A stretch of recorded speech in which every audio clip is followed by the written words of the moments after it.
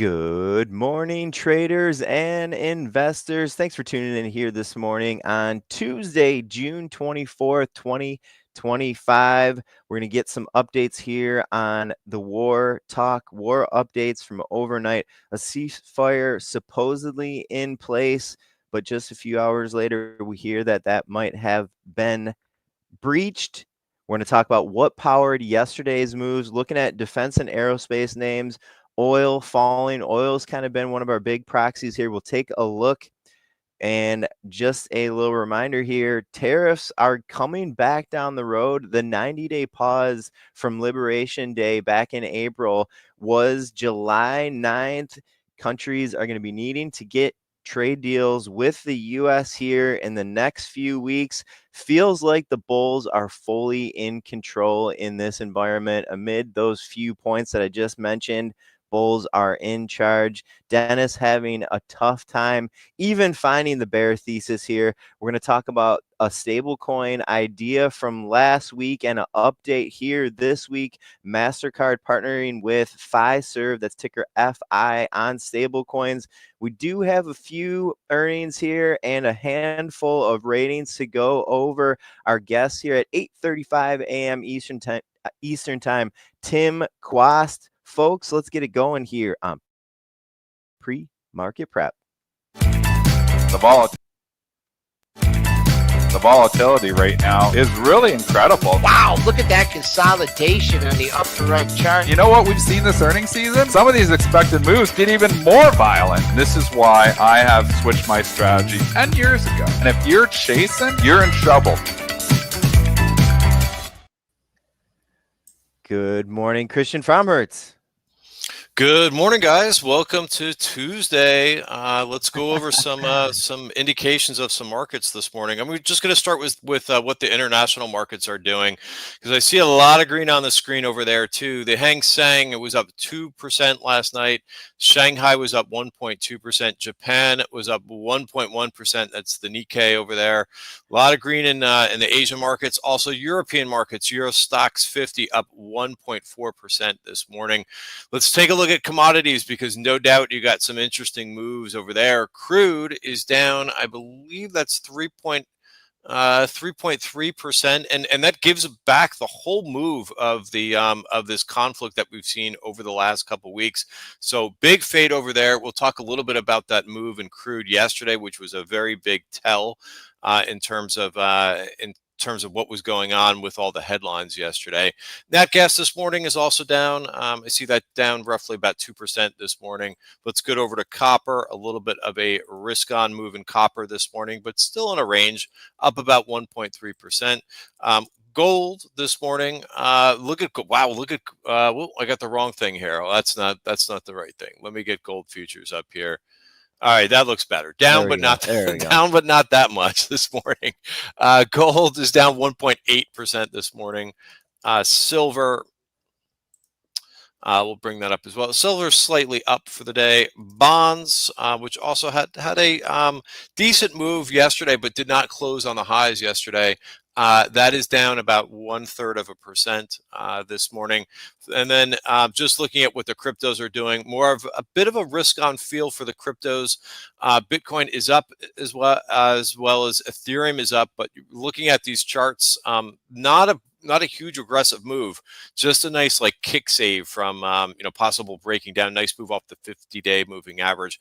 Moving over to S&P futures, we have taken out the recent highs. We're up about 0.7 of a percentage point, getting very close to challenging those previous highs at this point. And really nice looking green bar yesterday in equity and S&P futures. NASDAQ futures are leading this morning. They're up close to 1%. And then Russell futures also up decently this morning. So good morning, guys. Dennis, good morning. It's how you doing? D. Morning, Christian. Morning, Brent. Welcome back to Brentster. Thank you. Great to see Christian here this morning. Obviously, markets always seem to go up no matter what. That's where we have more of the same. The catalyst last night, around 6 o'clock, maybe it was 5:30, getting my times mixed up. But Trump truths out that we have an official ceasefire between Israel and Iran. Oil gets hammered on that last night, hammered further after the killing that oil had yesterday, because we could see that they were talking about potentially this was a one and done by the US, and Iran had come and actually warned the US that they were going to hit, so there wouldn't be casualties, and it was just a statement, and then it was going to be over.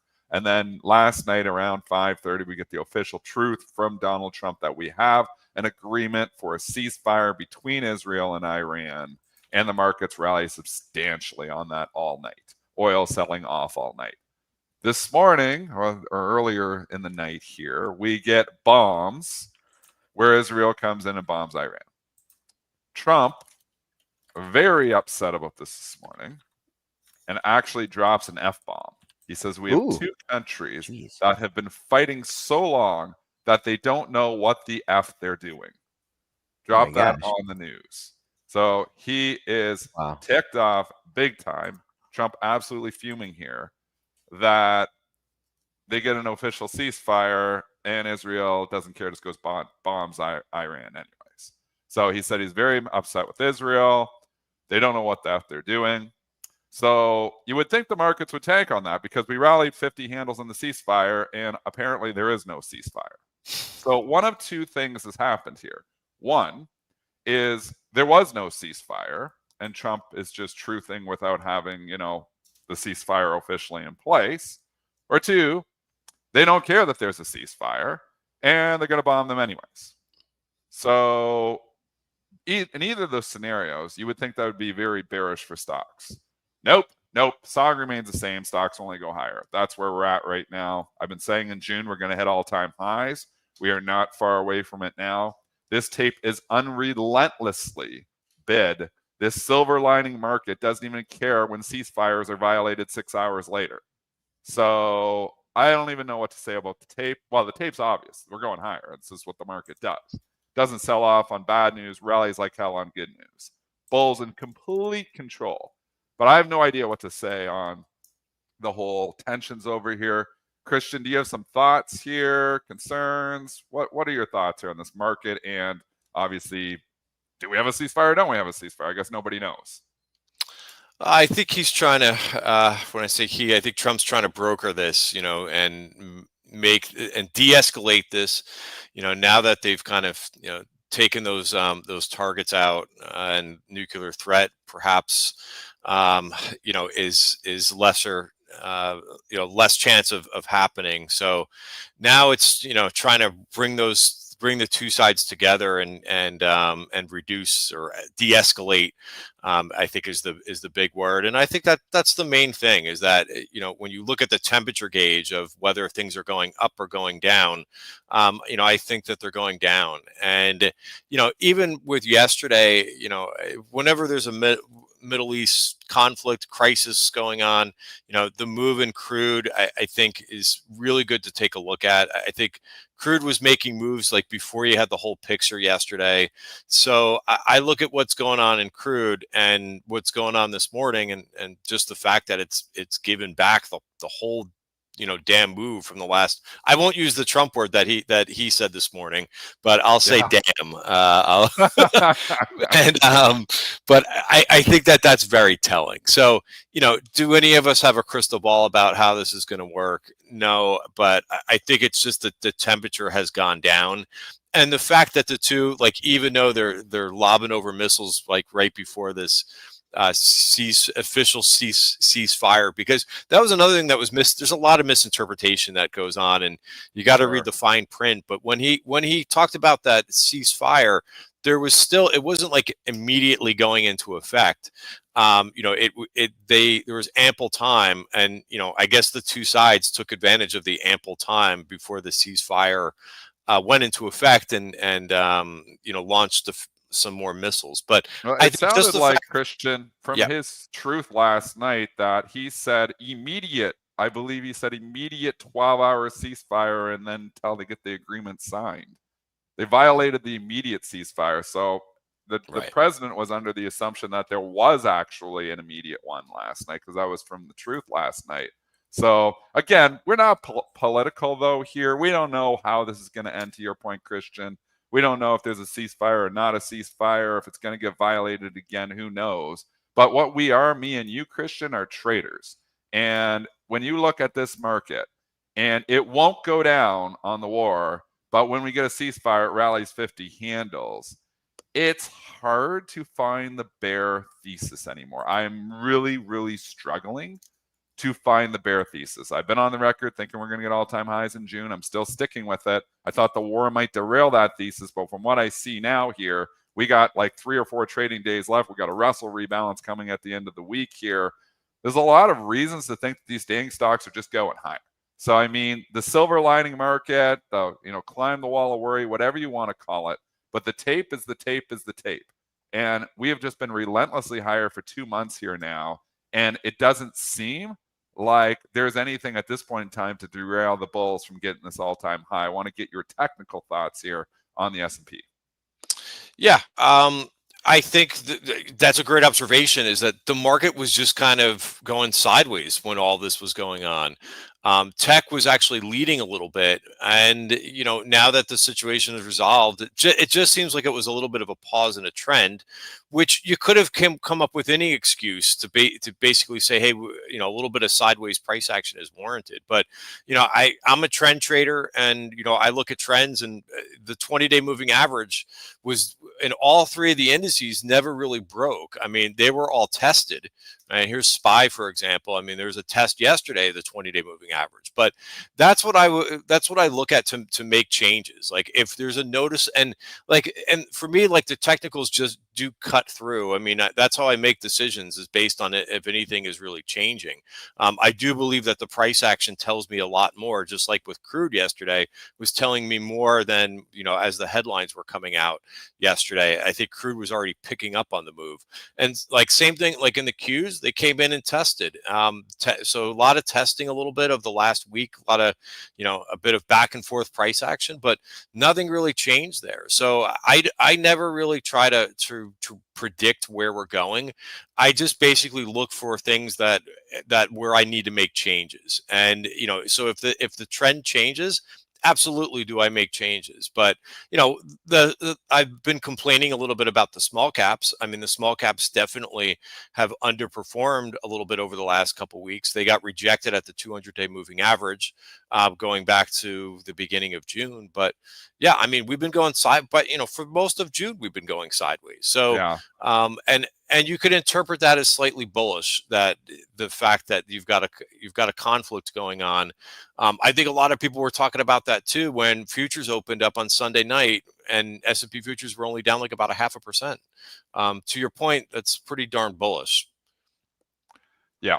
And that's where I'm looking here too. And there's just no reason. And again, it seems like there's always something picking up the slack. So even when we get weakness in certain sectors, other sectors just pick it up. And tech has just been unbelievable here too.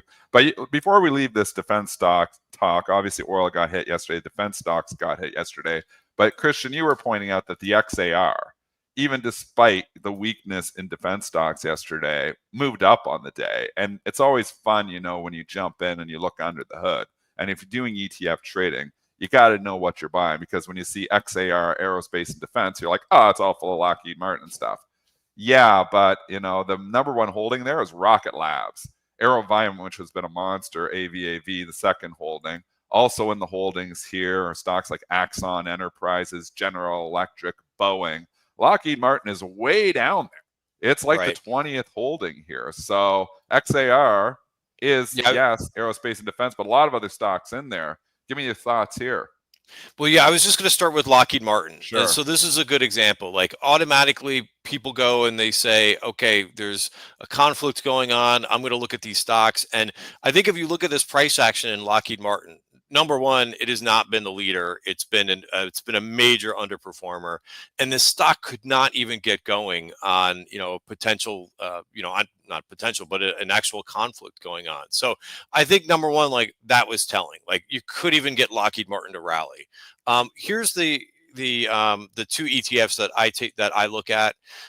Notice that. So this is the ITA ETF. This is aerospace and defense. It's market cap weighted, but look at, by the way, since this conflict started, the aerospace and defense ETF actually didn't really do much. It kind of just went sideways. All the move that happened over the last, this big move up was over the last couple months. So to your point, when we look at the names inside here and what's been driving this, it's names like HWM, how Met Aerospace. It's names like GE, which had a really nice move yesterday. GE actually sold off on that crash. I know we haven't even addressed that in a while, but the Boeing crash that happened in India. Look at GE, had a huge day yesterday, up 3.5% yesterday. So there's a lot of strength in this group, and I actually went long.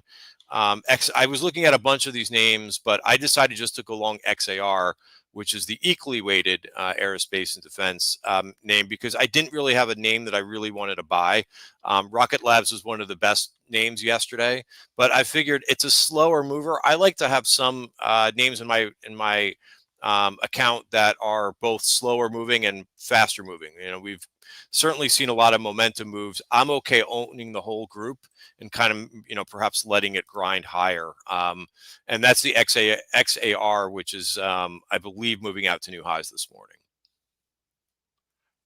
Let's jump back over into, this talk here on stable coins, and we see Circle CRCL relentlessly higher to yesterday. Today is a day where it's actually down. This is like the first day I think I've come in and Circle is trading red. It kind of felt a little bit on Circle yesterday like it was upside capitulation. I mean, the stock doubled in 2 days from 150 and kissed up to $300. The high yesterday, just under 300 at 298.99. And then kind of weak most of the afternoon. It felt like it might have been that upside capitulation. Today, we're weak here again. Also, what's interesting is that MasterCard, which obviously MasterCard has been hit on the whole stablecoin stuff. We've talked about that, and Visa. MasterCard this morning doing a deal with Fiserv. We saw this yesterday too, but they partner with Fiserv to accelerate their mainstream stablecoin adoption. So MasterCard is not going to sit back and just watch their business get destroyed by stablecoins. Obviously, the threat from Amazon and Walmart probably spooking them, but management's so good here. They're all over it a week later talking about, their own stablecoins here. So MasterCard coming in. That's the news why MA is getting a big pop here this morning. And I think a little bit of Circle's weakness actually might be to do with this headline as well. FI, which is up another 4%, did a deal with PayPal yesterday on stablecoins and the stock popped. Now it does a deal with MasterCard. So FI, which is flying completely under the radar, appears to be a stablecoin play. I want to get your thoughts first on the whole MasterCard debacle, Circle, Fiserv. We could call this the love triangle of stablecoins.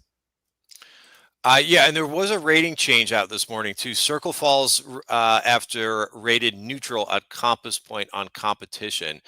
They set the price target to 205, which unbelievably is lower than where the stock is, because every day like a neutral. What's that? Doesn't sound like a neutral. Yeah. Well, just the advance in the stock has been pretty crazy. I was long a bit of Circle last week. I sold it on Friday. I had a little bit of like remorse or FOMO yesterday morning because it went higher, but I made some money on it and I was happy. Considering how fast the stock has been moving. But yeah, I think it's probably due for a little bit of consolidation. The fact that it's not rallying with everything else, to me, means that it's probably due. You've had Pfizer now two notes, positive notes, so they're getting in the space.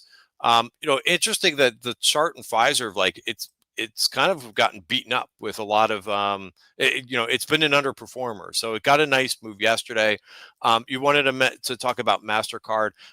It did kind of come into its 200-day moving average and hold. So we've seen other dips in MasterCard and Visa, and they get bought. So I'm in that camp that long-term MasterCard and Visa are going to be fine. I think that the initial reaction is that knee-jerk reaction, hit the sell button first. Oh my God, there's competition for Visa and MasterCard. Because doesn't it feel like, Dennis, that people have been trying to go after MasterCard and Visa for the amount of fees that they collect for a long time? Forever. I mean, you just think about this 2-3% that they collect on every transaction. Sometimes I guess it's in the ones, but this is huge. This is their cash cow business. MasterCard and Visa just have formed awesome business of being the middlemen in so many transactions. And as we go to a paperless society, it seems like it's more and more. Obviously, Bitcoin, we've talked about that, potentially stable coins. I mean, so maybe their business is eventually going to get under attack. I mean, this is, like think about like stocks. And, in the 1990s was commissions on everything. The 1980s, commissions on everything. I mean, could we get to a point where competition comes in and brings those transaction fees down? I think so. And that's why I think I still wouldn't be buying MasterCard and Visa long term here, because I think even they get into the stable coins and they protect their business, I think competition coming to the space is a good thing. And getting those transaction fees under 1% would be huge for the consumer, first of all, just to save money. Like, I mean, you can say, oh, well, it's not the consumer paying it, it's the the companies that are selling the product paying it. But I mean, they pay it in the end because it's incorporated into your expenses and figuring out where you price stuff. So I mean, that's like saying well, the seller only pays the commission on the house. Well, not exactly true, because, or the buyer only pays the commission on the house, because obviously the seller's in there too. So that's money that could be shared between them. So I think bringing these transaction fees down is a great thing. And I do think that eventually they're going to find a way. And that's what makes me alarmed to buy MasterCard and Visa at 34 or 35 times earnings. So I think today's rally, I'd be a seller of the rallies. Yeah, and one other thing that I heard too, I'm not an expert on the whole stablecoin movement, but I did hear that even with once the move happens with stablecoins, which could take a while, there's also a fee structure in there too. It's just embedded, like you don't see it. But what I heard is basically that you're not going to get any free lunch either. With these things as well. So while it may be a change that's happening, it's still there's still going to be fees that are involved there. And again, it's just about, those fees are never going away, but maybe it's a way to bring them down. Like if you have competition in a space, fees come down. So that's what, they haven't had a competition. They haven't had competition forever. I mean, they've just been collecting fees.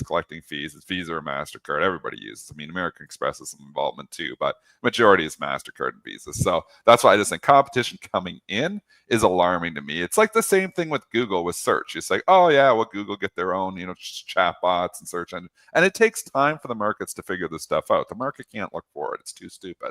So, I mean, Google is finally starting to show some weakness here, but I think, you're still a ways away from the market realizing that, holy crap, the Google whole 55% of their revenue comes from search is completely under attack right now. And a lot of consumer trends are not to use search anymore. So that's why Google is trading with a P of 18, well below, obviously, the market caps of, or well below the multiples of the other Mag 7. I think that continues. So just equating it to that, you got an industry where, your two industry leaders are 34, 35 times earnings. They've been cash cows forever. I think there's competition coming. That's why I think it's at this point in time, MasterCard and Visa have been great places to be, but valuation's extreme, and I think those business models are under attack. And that's why I would be on the sell button on those if I own those stocks. Gotcha. Do we want to talk a little bit about Tesla, which I know that you were tweeting about a little bit yesterday, as well as there's some big moves this morning in this space. Uber's up nicely. Lyft got an upgrade. So there's some news out this morning. Waymo, Uber.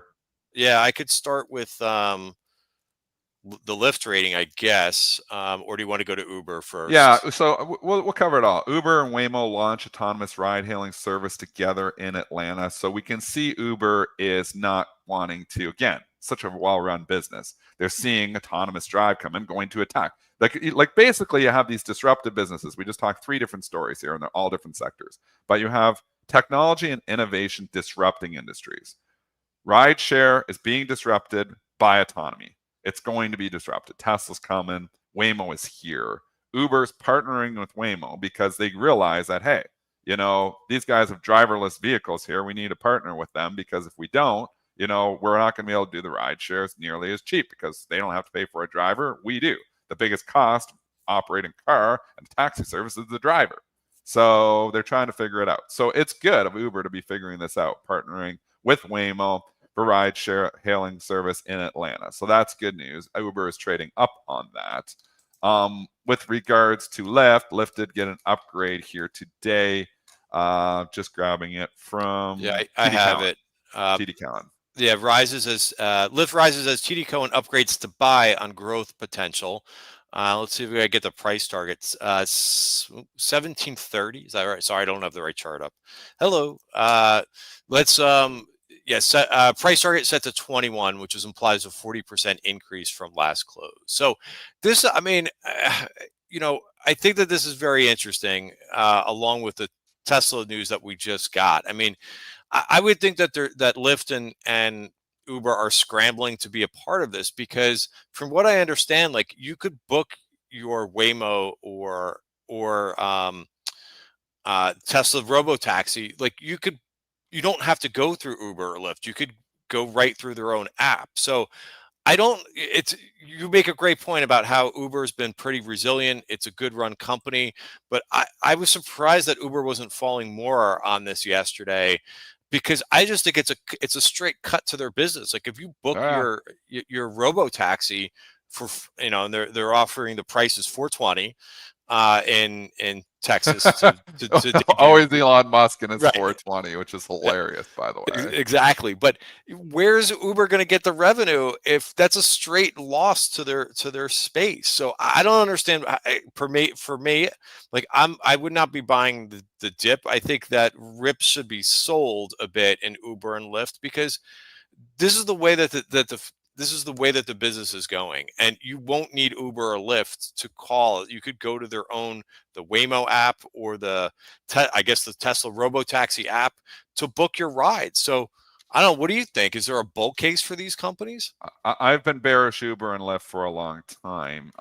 They obviously sold off initially, last year, but they've rallied substantially back here too. So no, but I've been, wrong here, because Uber hasn't just made new all-time highs here again. So I think eventually the lunch is going to be eaten. The one thing for me, which I'm often do, is I'm ahead of it too much. Like my timing, even on the COVID, I talked about that back in the day, is that you can kind of see it, and you just, you get the timing wrong, and I'm just too early. Google, I've been thinking for a year and a half, that search is, under attack. Here it is. MasterCard, Visa, under attack, but it's not imminent. It's not like it just happens overnight. And again, because the market doesn't look forward enough, that it doesn't see where we are in 2 to 3 years. And I'm with you, Christian. I think 3 to 4 years, I think Uber and Lyft's market share is substantially lower. And, these stocks, neither of them are cheap. Lyft, obviously Uber is best of breed, so maybe they will figure it out. But I always say 2's company, 3's a crowd. You have Uber and Lyft dominating the space for a long time, but now you got Waymo and Tesla coming in here. The odd man out for me would be Lyft. So I would fade TD Cowen on this. But again, does the market care 2 years out right now? No, it doesn't, care more than 2 days out. It's short-termism. The entire market's run by high-frequency traders that are focused on the short term. So stock upgrade, we buy. We don't think logically on it. And you could see the moves that's happening in some of these driverless technology stocks. I mean, it has been a huge move in names like OUST, Ouster, the other name too. I mean, these are smaller cap names, but I mean, they've really been moving. AEVA. Yeah. I mean, when you see moves like this, I mean, AEVA has gone from $7 to 26 over the last month, 2 months. This to me is telling me that driverless automated driving is coming, and these stocks are getting affected while Uber's holding in there. And I'm surprised at the strength, but the moves are happening. They're just not happening in some of the bigger names, but the smaller names that make some of the technology are really thriving right now, and making some ginormous moves over the last month or so. So let me put it this way. Uber, Lyft, not going in Denny's long-term portfolio. Not a chance. Google, not a chance going to my long-term portfolio. MasterCard, Visa, not a chance going to my long-term portfolio. But it takes a long time for industries to be disrupted. Even when you see the technology coming to get them, the market doesn't price it in instantaneously. So just keep all that in mind. We did have an economic number that just broke just now too, by the way, which we can come back to in a second. I see the S&P futures chopping around a little bit. We also have some comments from Powell. Fed's Powell ultimate tariff level will determine their impact. So that just hit the tape. So Okay, that's what it was. I thought we had an 8:30 number, but it was the Powell comments. Okay. yeah, and I don't know if we want to just touch upon that yesterday. I thought that the comments from Bowman were very different than what we heard from Powell last week. Slightly more dovish about the possibility of rate cuts. And Fed Fund futures responded to that yesterday. They're starting to price in from going to a very small chance of a cut happening on July 30th, which is the next Fed meeting. There was about like a 12% chance that the market was pricing in a cut in for that July meeting. That has jumped to 23%. So we've heard from two different Fed speakers. I'll show you this. Or let me stop screen. Yeah. Show it to us. But that was also a move yesterday, and again, it got lost a little bit because of all the headlines that were happening in the Middle East. But here's your Fed Fund futures, and again, it's not pricing in a 50 or 60% chance, but it's starting to move. Right, here's the move now implying about a 23%. And keep in mind we've got a month before this Fed meeting, a little bit more than a month before this Fed meeting, and then if you look to September, there's a 73% chance. So it seems like they're starting to Powell's going to have to start to at some point maybe backpedal a little bit. And there's a comment that Powell speaks at 10 o'clock this morning. Let me double check that. I believe he does. I saw Okay. that on the agenda as well. I'm not 100% on it, but I believe he does. Policy changes continue to evolve. Economic effects remain uncertain. I think Powell's comments here to counter what we were hearing from Fed speak yesterday, that they say, hey, if numbers remain low, we're going to maybe potentially cut in July. I think the commentary here this morning from Powell says otherwise. It says, the policy changes continue to evolve. Economic effects are uncertain. Still doesn't know that certainty of tariffs. So Powell is clearly in the camp, and obviously it's just one vote, but he is the chair, clearly in the let's wait and see camp. So this tells me July is off the table when I see comments like this from Powell. So he's stating he's still holding to the narrative that worried about tariffs. Brent was talking about this morning. When is the deadline? I guess that we haven't really. I don't think people have really been talking about that too much. But when is what's up? They will soon. It's July 9th. July so the 9th, 90-day pause from Liberation Day is July the 9th, if we're doing the math correctly. Yep. That's sneaking up on us. Now, is he going to kick the can down the road another 90 days? Are we going to do 10% across the board? Or is it going to be a big, spreadsheet, a big board that comes on here, and these are the ones that are going into impact right now?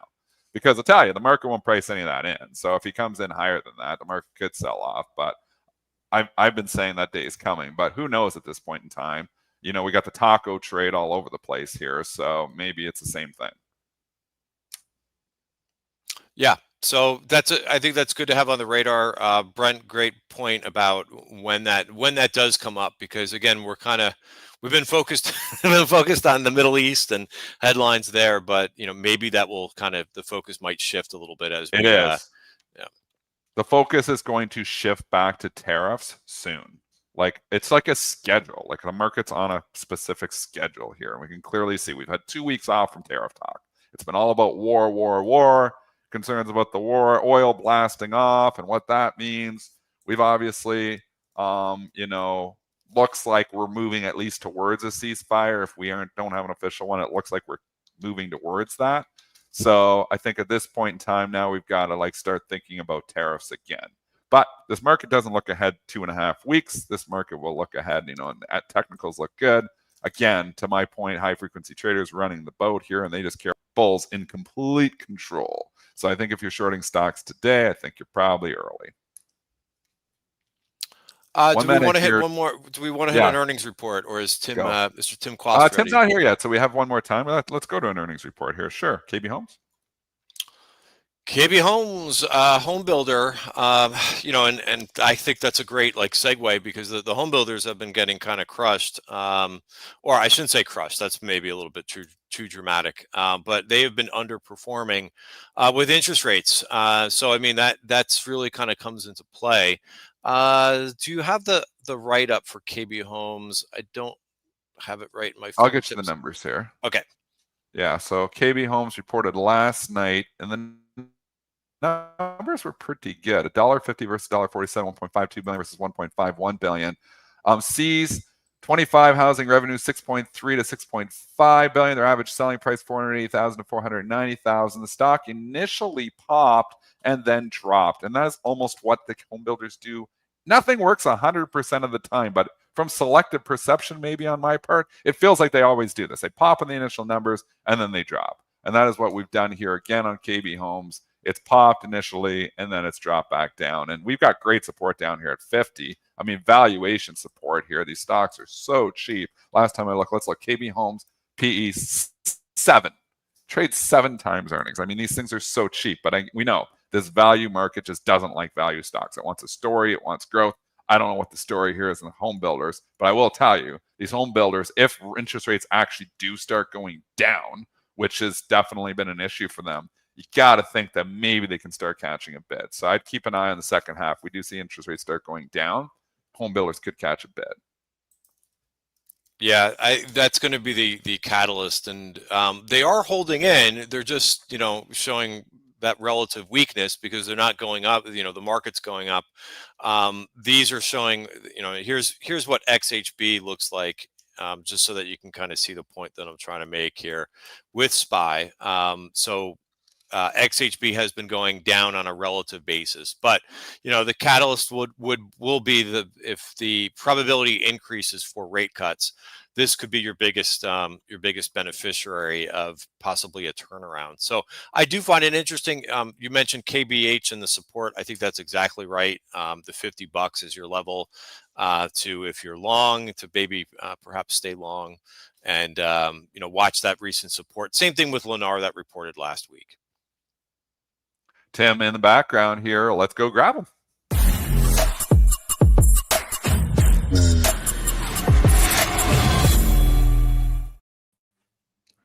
Tim Quast, founder. Dennis Dick, good to see you. Christian, nice to see you both. It's unusual to see you on a Tuesday. I hope that's not is that a good thing, a bad thing? We'll see how it goes. Always markets, yeah. They're always on market structure Tuesday. Tuesday. We'll bring in on a Tuesday. Here we'll talk some market structure. We'll jump in, look at some supply and demand here. And obviously we always like to see, if you want to share your screen in the background, that's cool here too, Tim, because we always like to see market structure edge and know where supply and demand is going here. But how you been? It's sunny. It looks sunny in the background there. It looks like a nice day. Hot. It's another beautiful day in Steamboat Springs. It's like 42 degrees out, and just about. But don't tell anyone. Don't tell anyone, because the town is full of riffraff right now. Everybody comes up here I'm during moving the there. summertime. I'm hot here. So yesterday, Brent, sorry I didn't reply to your note. I just saw him. Oh, nice to see you too. So I didn't get Josh's note, about the program for till later in the day, because we rode bikes. We had some friends in, so we rode all over Steamboat, and then we floated the Yampa, which is the river behind me there. I don't know, you can't really see it, but so I was largely unaware of what was occurring in the market yesterday, but which is sometimes a good thing. So to your question about what does demand and supply show, I just happen to have Netflix up here. And I've said, would I buy Netflix here? And I'll go to broad sentiment. No, but is there anything wrong with it? No, demand's at 5, and it's a good lead into what I'll describe in the broad market. And this is price. Price continues to rise, but so does supply. I call this the Dr. Strangelove market. So, I'm old. For you youngsters, there was a book written by, I think his name is Peter George, called Red Alert. And Stanley Kubrick turned this book into a pretty funny and satirical movie called Dr. Strangelove, How I Learned to Stop Worrying and Love the Bomb. And so that it's a good backdrop to the broad market. Should we just stop worrying about this relentless high short volume and just love the bomb? I don't know. It's fascinating. I can tell you, year to date, why is the stock market continuing to rise? And you say, well, because there are more buyers than sellers, Quast. Here to me is how to think about it. From January 2 to April 21, there, right there, over this whole period in here, demand averaged 4.9. So if you suppose that for the market to rise, you have to have demand of better than 5.0. However you want to look at it. This is an algorithm that looks at buying and selling. We use trade execution data to do this. And so if the market is averaging 4.9, what will it probably do? Well, it probably will decline. It did, right? Since April 22nd to present, the market has averaged 6.1, which is actually over that red line. And so what has the market relentlessly done? It's risen. It's not back to quite. It could be there today. I don't know what's going to happen. And so that certainly explains why the market goes up. If there is significant demand, stocks are going to rise. Here's the fascinating part. Look at this trend in supply, which is Reg SHO Rule 201, short volume. All volume is long or short. And the principal reason the stock market rose yesterday is this. If you did a week over week look, it would be a 4% drop in short volume. So it's been close to 55% since May options expirations. So it is significantly more short than long. So you'd say, well, how could stocks rise if the market is significantly more short than long? And it has to do with the underlying engine of the stock market, which is ETFs. There's no question that we have reached this point now in the stock market where principally what determines the outcome of the market is the arbitrage relationship between the steadily increasing supply of ETFs and the underlying steadily decreasing supply of stocks. Over time, that will cause the market to continue to rise. So then what do you do with that?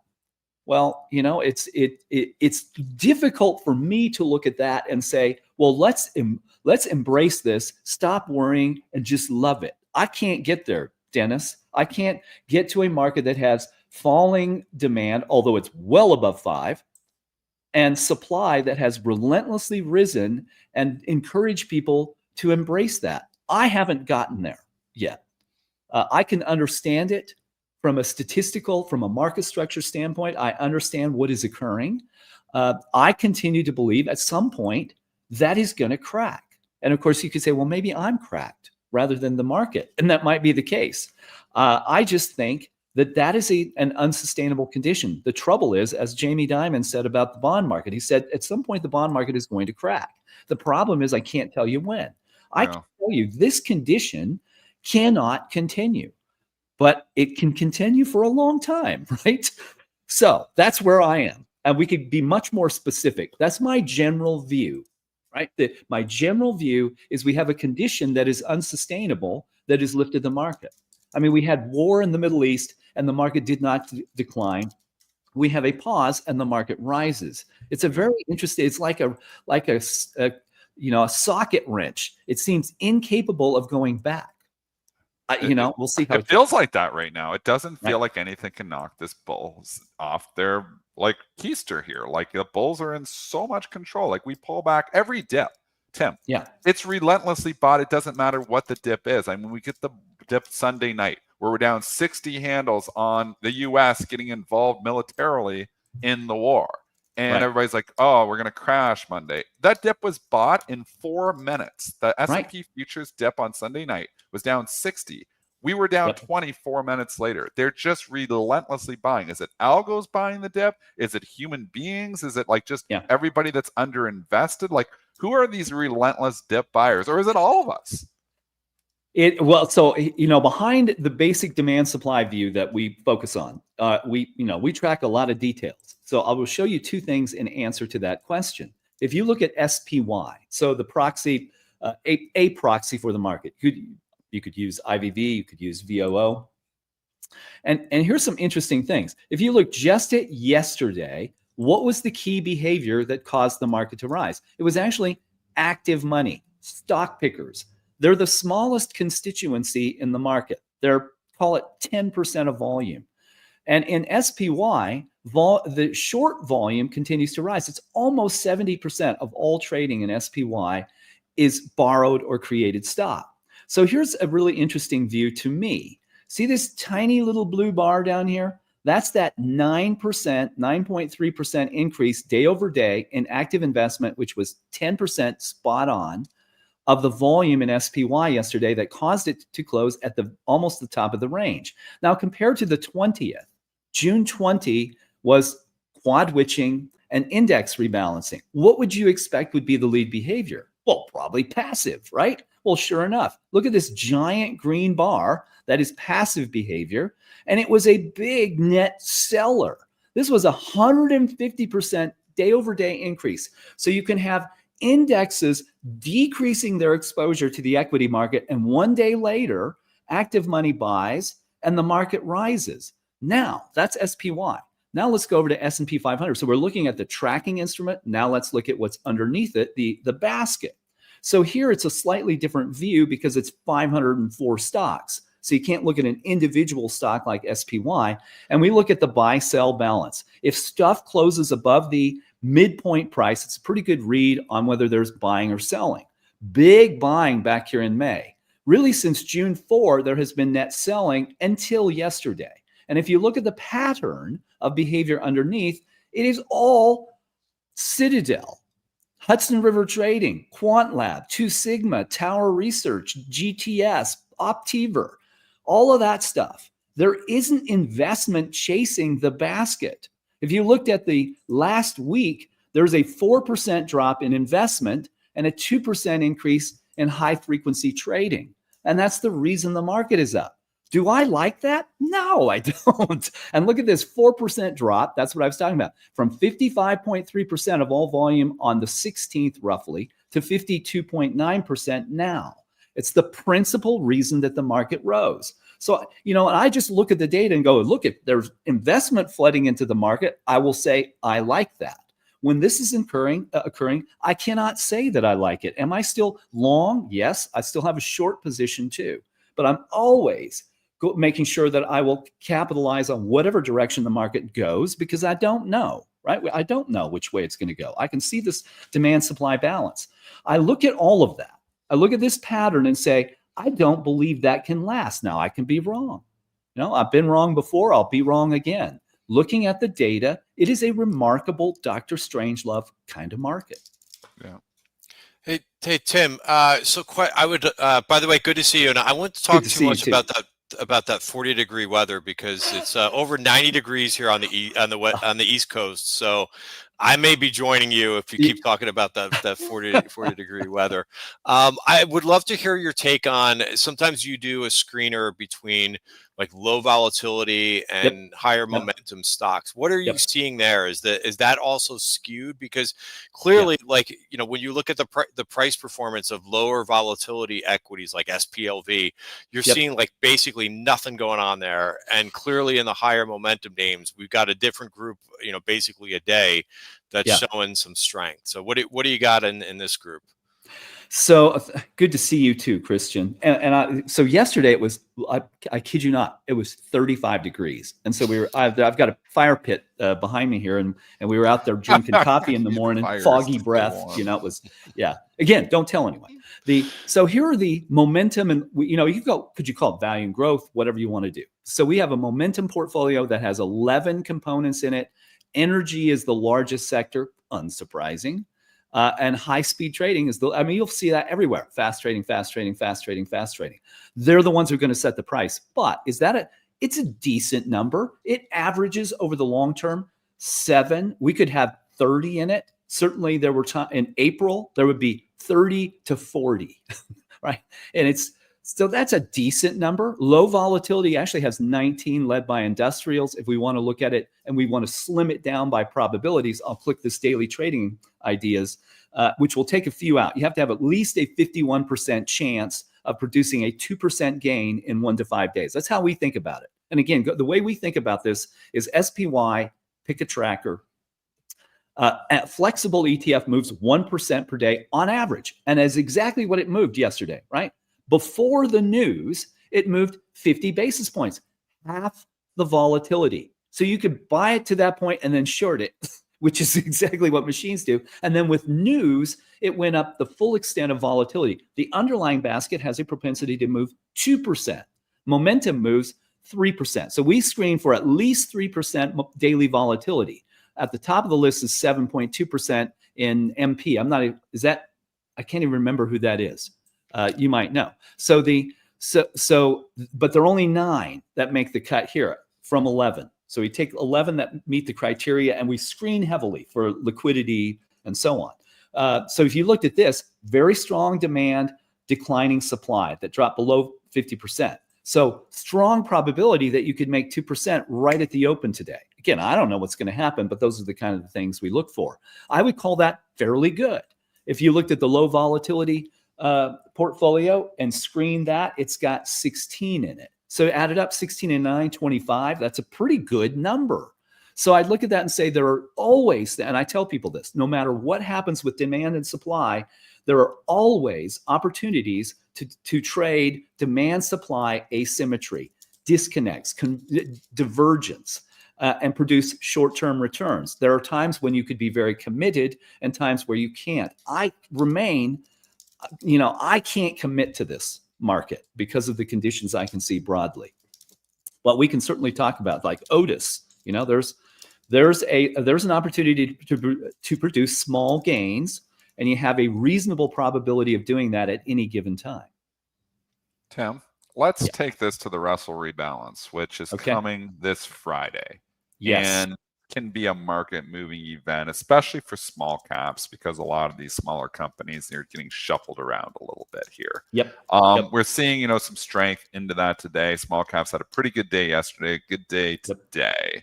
I don't know what data shows historically if there's a run up into the Russell rebalance or not, but this is the biggest rebalancing day of the year. It comes on the 4th Friday in June, and a lot of stocks can have some outsized moves, especially those smaller names. Is there any repercussions here for the overall market? No, just give me your thoughts just on the Russell. Well, I'm glad you brought it up. This will be the last year that Russell does an annual reconstitution. It will be semi-annual from now on. It's too large, right? It's the final time, and so it will be reconstituted on Friday, and it will become official on Monday. And on Monday, the month end, particularly S&P index options expire too. So I've noted fraught events for the last week, and nothing has happened. So if we look at small caps here, here's a pretty good approximate. It's close to the Russell 2000. The difference is there are a bunch of tiny little stocks that are less than $1. We don't like those. The probabilities are terrible in those. But if you looked at this, you would say it's a 5 and short volumes at 50%. If you take the entire group, you'd look at that and say, what would that indicate? Nothing. Like, it's a non-event. It's very similar to the total market. There's the Russell 3000, 99.9% of market cap. What you should keep in mind, though, traders and investors, is small caps. This group is less than 5% of market cap. The problems for small caps, and they can have good days. If 10 basis points of money flows to small caps, they shoot up 2 or 3%. But over the long term, they underperform, not for a fundamental reason, but because there is no money chasing them. 90% of the assets in ETFs, call it $11 trillion, are in large caps. 65% of all equity assets, it's probably a little over that now, are in passive large cap blend equities. So large cap, value and growth. All the money concentrates into large caps. The S&P 500, 90% of market cap, 500 stocks. In fact, if you looked at just a handful, I have a mega caps portfolio, 124 stocks, 65, almost 70% of market cap. And look at this. You have, it's at 5 too, but look at that steep drop on the supply side. So if I were picking, I'd still go large caps because it's got the better demand supply balance. So if you have longer term portfolios and you say, well, look, the small caps are undervalued, really a better place to be. you got to go where the money is. So what will be the outcome? Big volume, and I'd look at the data and say a non-event. But I don't know when this thing's it will crack. There will be a day when the machines that set the prices, one of them won't show up. I don't know if you know this. Morgan Stanley launched a market making operation, particularly in options, to compete with Susquehanna and to leverage the retail liquidity coming out of E-Trade. And they shut it down. They couldn't compete. So there's one gone. I mean, all it takes is for one day. And look, I'm not worried about this. I am not bearish. I'm not negative. I'm just looking at the data and market structure. I know that all it takes is for one day, Citadel doesn't show up and the whole thing goes whack. And we all go, what the happened? So other than that, everything's fine. Flash crash, May 6, 2010. Yeah, it's, it can happen in the blink of an eye. Where are the probabilities that those things occur? And it's not that I look for them. I'm just looking at the data and saying, wow, the probability that we can remain at demand 6.1 average since for this long period of time from April to present, coming up on the end of the quarter is small. And so I just, I am risk averse under those conditions. And we could talk about individual stocks, but that, I don't want to beat that dead horse to death. That I look at the data. And, you can look across the entire screen. This is demand, 30-day demand supply. And I can look at any portfolio and I don't look at those and go, wow, I want to pile into that. You were talking about KB Home earlier. Look at the home builders. The home builders at June expirations, which was just last week, that was the peak demand. And they've come down. The supply side has too. This is all a function of the log rolling in the water. High-speed traders are constantly long and short ETFs. If the ETF's at a premium, they short the ETF and buy the basket. And it goes back and forth and back and forth. And this is so large now, so pervasive, that it's very difficult to find anything that will tell you what will happen. They could be steeply discounted on a fundamental basis and earnings multiple basis. That isn't what will determine what happens to the home builders. What determines the outcome is whether there's more demand than supply. It's interesting that they're both falling, but I won't buy that. It just, it's like catching a falling knife. It doesn't tell me that they're going to fall if they're both moving the same direction. But look, it's not a great opportunity. It's just hard to find them. Gold has divergence, but look how high the supply side is. It's only 4 stocks. It's a proxy for gold, but it works very well. I mean, I can know whether I should own gold or not. Here was a great time to buy gold. Demand shot up and supply declined. Right now, still a divergence, but look, it's 60% short. It's a lot. That's Tim Quast, CEO, Market Structure Edge. We always appreciate you coming on, giving us a look at the supply and demand. We will be back with you soon here. I don't know when you're on the schedule next, but I'm sure Joel's got you there. Tim, thanks as always. Appreciate it. Dennis, good to see you. Christian, take care. Thanks, guys. Thanks, Tim. Christian, we continue to see market just kind of gyrating around, but one stock that was not gyrating around yesterday, but going straight down was Hims and Hers. And this thing got absolutely hammered. It's a retail darling. There was no bids to be found. The stock closed right on its lows of the day. Did bounce a little bit here overnight, a little dead cat bounce here, but I want to get your quick thoughts, technically speaking, on HIMS. Yeah, so trading down to 42. I see it's one of the most talked about stocks this morning, especially by retail. It is definitely a retail darling. So moves down to 42. And normally I would say, I was watching this in the beginning of yesterday and I was watching 49 and it blew right through there. So I don't have a big level of support here. Looking back, let me just check one more thing here, but I don't see anything to like the 200-day moving average, which is right around 33.50. And 35.60 could be another speed bump to the downside. So I personally would not touch this. I know it's been one of those momentum type plays. I would not be buying the dip here.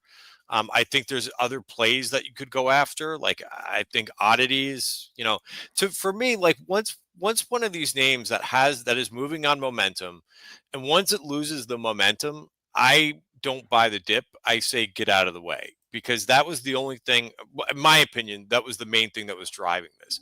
If you want a name that's kind of perking up, I would look at Oddity. Now I know ODD. it's counterintuitive, but this is another name that does something similar into the space, but this one's going up and to the right. Hims, I think, will take a while to recover. That's just my take.